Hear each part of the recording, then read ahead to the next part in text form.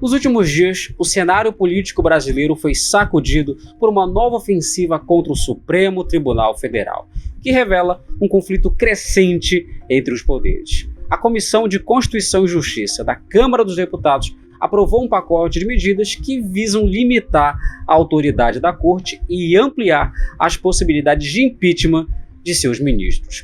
Nesse embate, deputados da oposição ao governo Lula apontam para uma insatisfação acumulada, alimentada por decisões do STF que, de acordo com os deputados, têm interferido em prerrogativas do Poder Legislativo. A proposta mais emblemática, que é a PEC número 8 de 2021, aprovada pela CCJ por 39 votos a 18, tem como foco a restrição das chamadas decisões monocráticas, permitindo que apenas o presidente do STF possa tomar decisões isoladas em casos de urgência. Além disso, outras propostas buscam dar ao Congresso o poder de anular as decisões do Supremo Tribunal Federal e aumentar os motivos para o impeachment de seus ministros. Esses movimentos são vistos como tentativas de devolver ao Poder Legislativo, ao Congresso Nacional, o controle sobre decisões que, de acordo com seus defensores, estariam ultrapassando os limites da atuação judicial.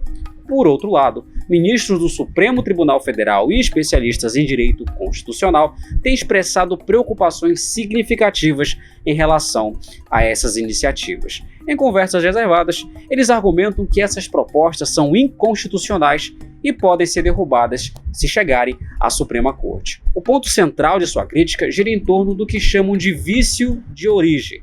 A Constituição exige que qualquer reforma nas regras do Poder Judiciário seja proposta pelo próprio STF. A percepção entre os ministros é que essa tentativa representa uma retaliação às recentes decisões da Corte, como aquela que suspendeu a execução de emendas parlamentares, ressaltando a necessidade de transparência e controle.